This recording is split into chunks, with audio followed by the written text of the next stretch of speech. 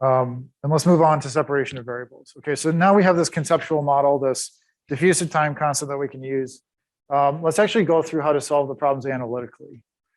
Okay. So this is the same kind of approach that we've used before for separation of variables, but now what we're going to do is we're going to separate variables for one coordinate of position and one coordinate of time, right? And that difference actually changes the approach that you're using a little bit. So let's do the same thing we've been doing. We have this current lead.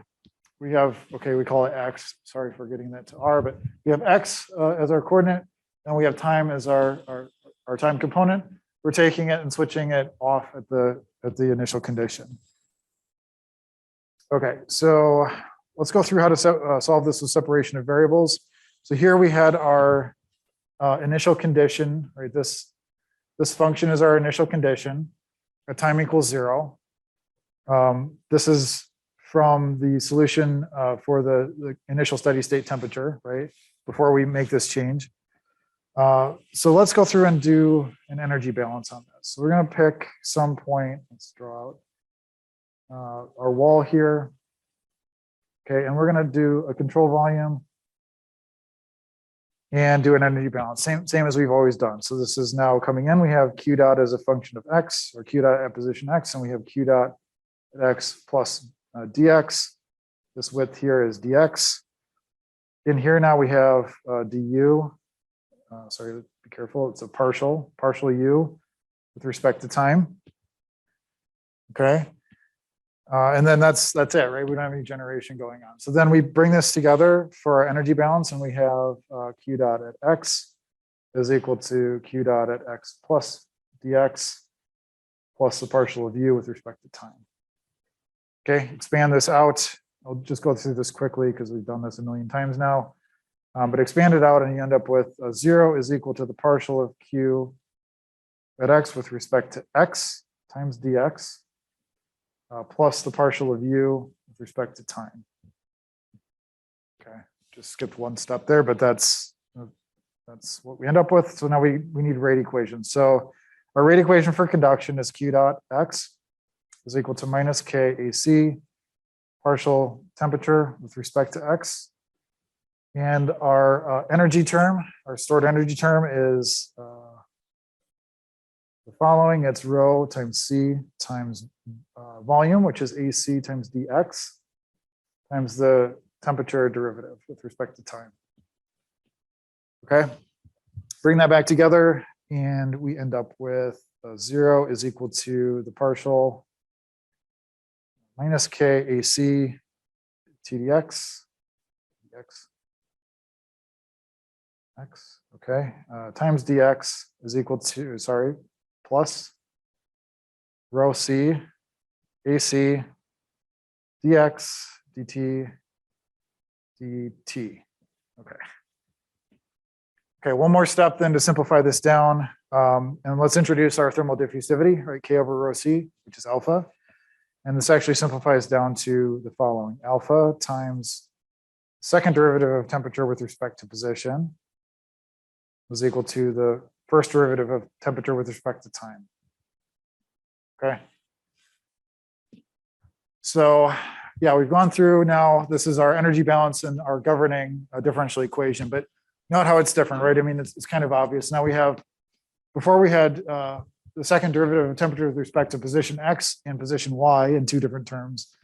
Now we have the temperature derivative is equal to some time derivative. Okay, so that's kind of the key difference here.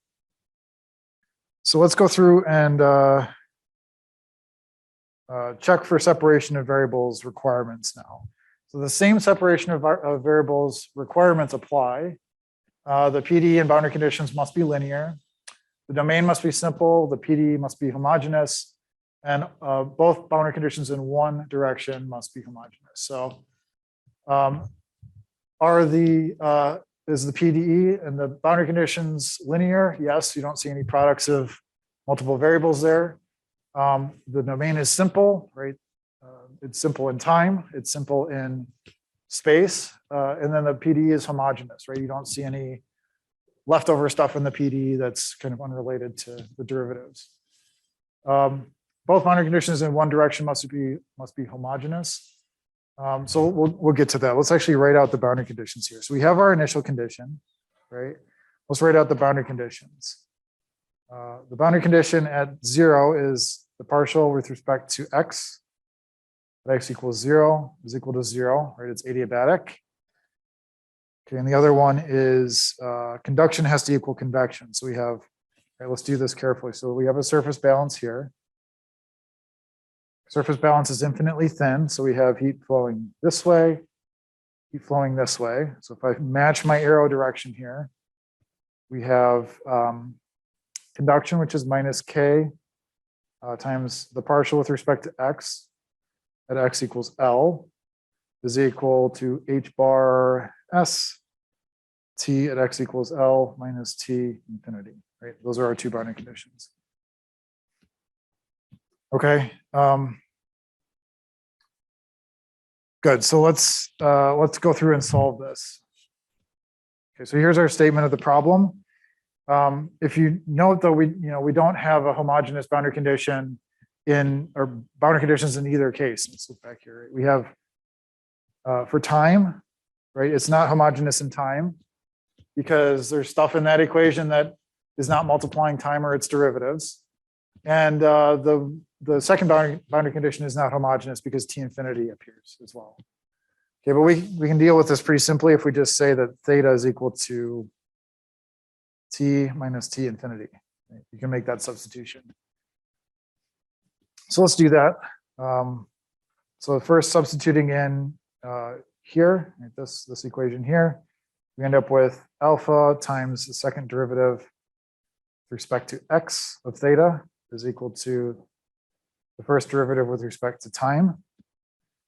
Okay, then this equation here becomes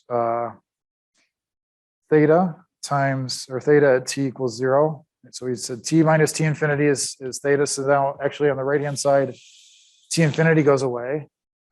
And we're left with just is equal to g dot triple prime over 2k times x squared plus g dot triple prime times L squared over 2k plus g dot triple prime times L over H bar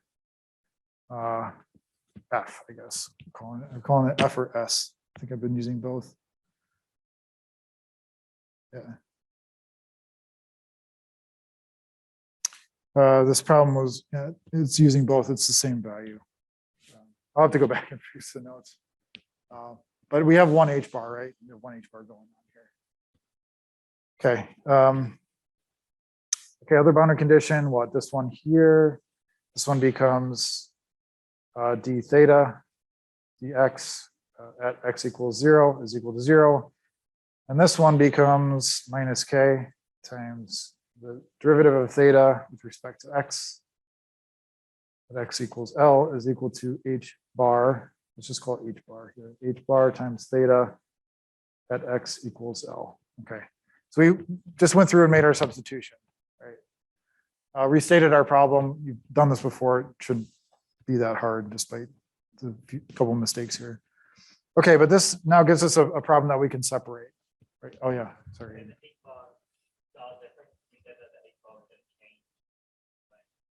That's what it is. Okay, yep, thank you. So we have, and the problem is on the notes, S and F look really similar when they're super small.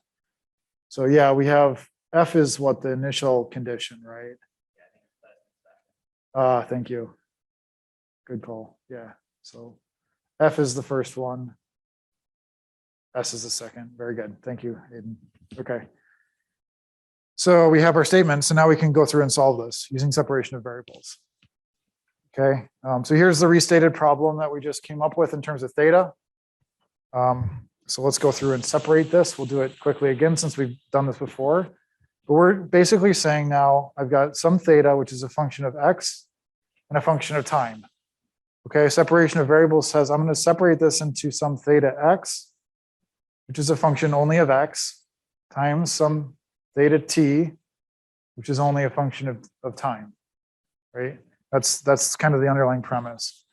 Okay, so we substitute that in and we end up with the following, which is alpha times the second derivative with respect to x of theta x times theta t, okay, is equal to the first derivative with respect to time of theta x times theta t.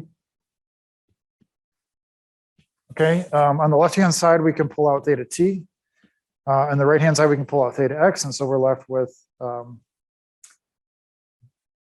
just rewriting this. So alpha times theta t, second derivative of theta x with respect to x is equal to theta x times the first derivative of theta t with respect to time.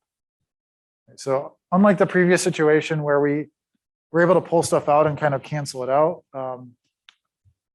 we aren't able to do that quite yet. So now we just have to divide both sides, right? So we just have to divide both sides out and we end up with our separated variables. So if we do that, we end up with this ODEs. So d squared theta x over dx squared over theta x is now equal to d theta t dt over alpha theta t. Okay. A couple things to notice, right? Now we have two second derivatives here, or one second derivative and a first derivative. But in either case, we have a situation where both of them have to equal a constant, just like before. However, they can equal the same constant, right? We don't have this sign problem like we did before. We don't have to decide whether there's a plus or minus. We just have both of them have to equal the same constant. So if we write this out, right, these both have to equal plus or minus lambda squared. So then if we move forward, let's solve the x problem first. So x is going to be d squared theta x dx squared. So now bring that over so it's minus or plus lambda squared theta x equals 0. And then the theta t problem is d theta t dt minus plus, right? They're going to have the same sign. Lambda squared alpha theta t equals 0. Okay, so to solve this problem, we still need to have a condition where we have a periodic function. We're going to be trying to get to lambdas or eigenvalues, right? So we need at least one of the functions to have a periodic solution. In order to do that, we actually are going to need both of them to have a periodic solution, right? Because they have to have the same sign. So to get the periodic solution, we have to choose positive for both of them. Okay. So we end up with this is our solution for separation of variables for the ODEs. Okay, continuing on here.